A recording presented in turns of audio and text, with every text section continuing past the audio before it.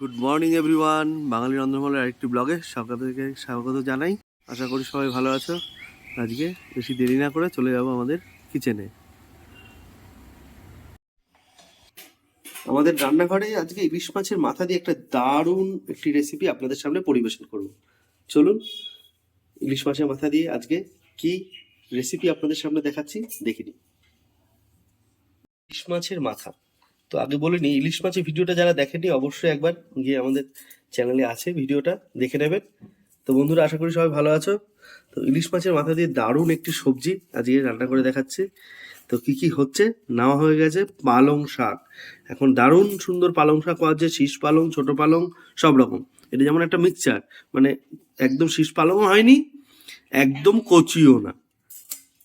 কিছু কিন্তু সবজি দেওয়া হচ্ছে, দেশি কুমড়ো ওদিকে দেখতে পাচ্ছি, গাজর দেখতে পাচ্ছি বেগুন, অনেক দাম কমে গেছে এখন। এটা দেখুন, এই গাজরের টেস্ট, লাল গাজর দারুণ। গাজরের টেস্ট এটা দিয়ে মেনলি মূলত তৈরি করে হচ্ছে হালুয়া, গাজরের হালুয়া। আপনারা যদি চান যে গাজরের হালুয়া আপনাদের সামনে দেখাবো, অবশ্যই কমেন্ট বক্সে কিন্তু জানাবেন। আর এই কুমড়োটা, নর্মালি চেন্নাই কুমড়ো বাজারে ভর্তি হয়ে গেছে, আর এই কুমড়োটা হচ্ছে দেশি কুমড়ো। এই কুমড়োটার যে সেন্ট, দারুণ দারুণ সুন্দর গন্ধ।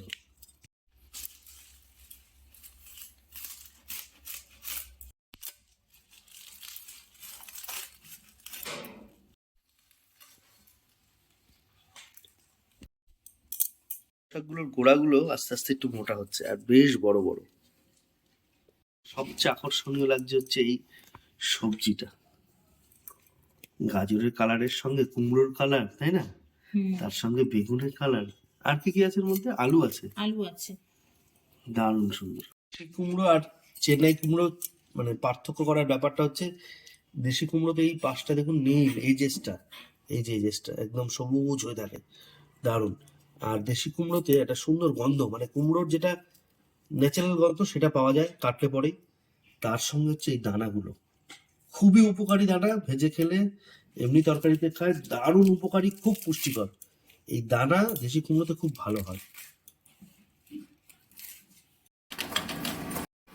একদিকে যেরকম কাটা হচ্ছে আমাদের ইলিশ মাছের মাথা দিয়ে পালং শাকের জন্য তরকারি সব, আর এদিকে তৈরি করে নেওয়া হচ্ছে ব্রেকফাস্টের জন্য খাস্তা তিনকোনা পরোটা।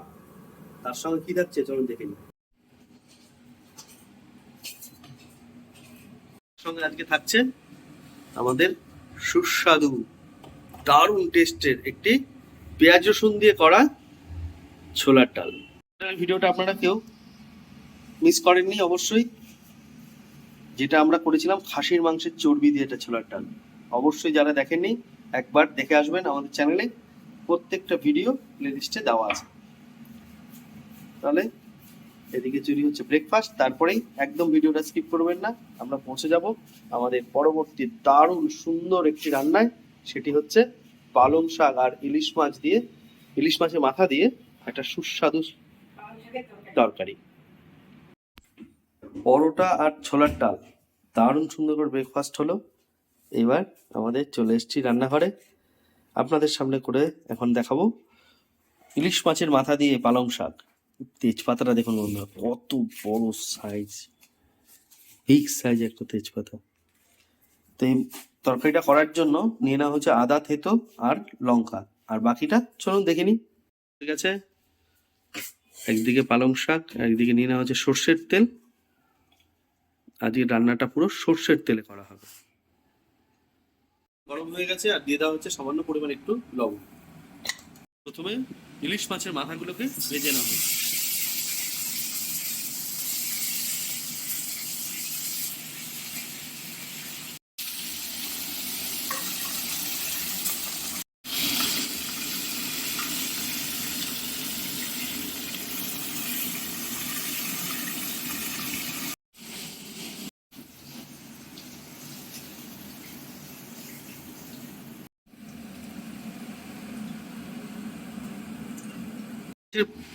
মাথাগুলো ভাজা করে নেওয়ার পরে এবার দিয়ে দেওয়া হচ্ছে ফোড়নে 5 ফোড়ন।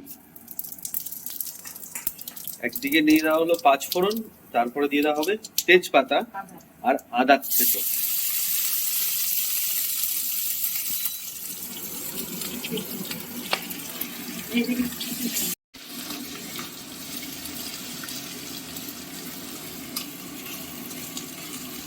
দেওয়ার পরে আদা থেতোটা মশলাটা একটু ভাজা ভাজা হয়ে গেলেই এবার কেটে রাখা সবজিগুলো আমাদের দিয়ে দেওয়া হচ্ছে।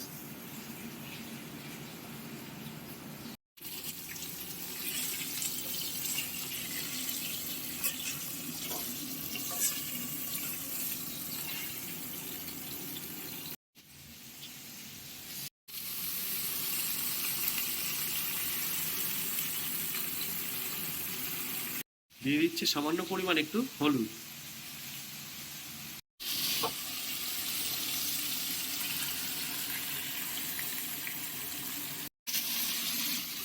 লঙ্কাটা দিয়ে দিলাম। কাঁচা লঙ্কা চিড়ে সামান্য দিয়ে দাও।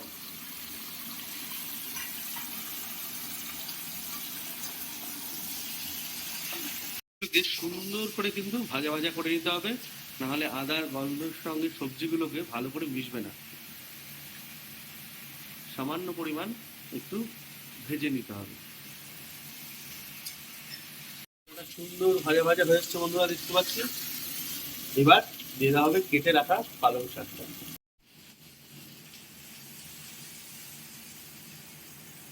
দারুণ সুন্দর করে পালং শাকটা কেটে ধুয়ে রেখে যাবে, দেখে মনে হচ্ছে এক কড়াই তৈরি হচ্ছে। আর কোথায় চলে যাবে এটা, পুরো কড়াই টুকু টুকু। এটাকে জাস্ট একটু ঢেকে দিতে হবে, দিলেই মজে যাবে অনেকটা। তারপরে বাকি অংশটা আবার দিতে হবে। থাকা অবস্থায় থাকুক কিছুক্ষণ বন্ধুরা, তারপরে ফিরে আসছি তাড়াতাড়ি। একটু মজে গেলেই বাকিটা দিয়ে দিতে হবে।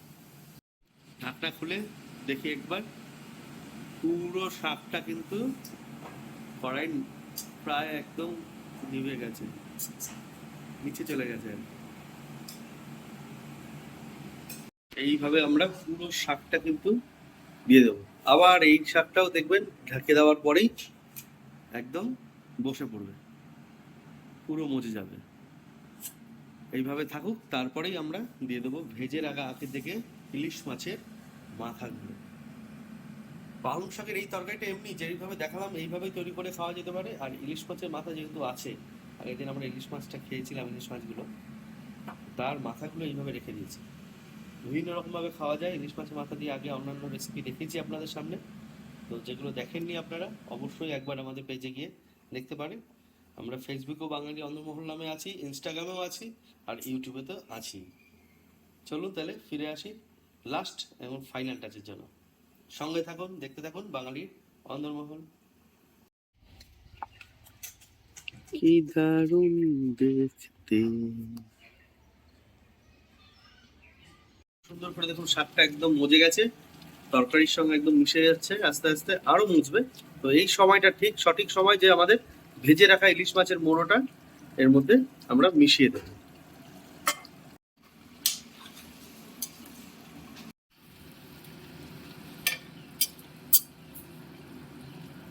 ঠিক এইভাবে কিছুক্ষণ দিয়ে মোড়োটা রাখা থাকবে, পুরো মিশে। তরকারির সঙ্গে গাজর আছে যেহেতু আর কুমড়ো আছে, মিষ্টি দেওয়ার প্রয়োজন হচ্ছে না আগে থেকেই। যদি পরে একবার দেখা যাবে যে কত দূর পর্যন্ত সুন্দর টেস্টটা একদম ভালো হলো। কারণ আপনারা জানেন এই ধরনের তরকারিতে মিষ্টিটা দিতে হয়, আর আমরা সেক্ষেত্রে গুড় ব্যবহার করি। তো আজকে একটা এক্সপেরিমেন্ট, যে গুড় না দেওয়া অবস্থাতে আমরা দেখবো কতটা টেস্ট আসে ইলিশ মাছের মাথাতেই। তাহলে চলুন ফাইনাল একদম দেখে নিই। খুব সুন্দর দারুণ হবে, এইভাবে একবার তৈরি করে দেখুন, খুব ভালো লাগবে টেস্ট। দেখুন বন্ধুরা কি সুন্দর ভাবে মজে গিয়ে একদম সেই বলে ঘ্যাট, সেই মানে একদম আমাদের গ্রামীণ বাংলা ভাষায় যেটা বলে পালং শাকের ঘ্যাট রান্না। একদম ইলিশ মাছের মাথা দিয়া পালং শাকের ঘ্যাট রান্না হয়েছে, খুব দারুণ। যেমন দেখতে তেমনি সুস্বাদু আর খুব পুষ্টিকর অবশ্যই সবার জন্য। কারণ যেহেতু প্রচুর পরিমাণে এটা ঝাল হয় না, খুব মশলাদার নয়, তার জন্য সব দিকে ভালো।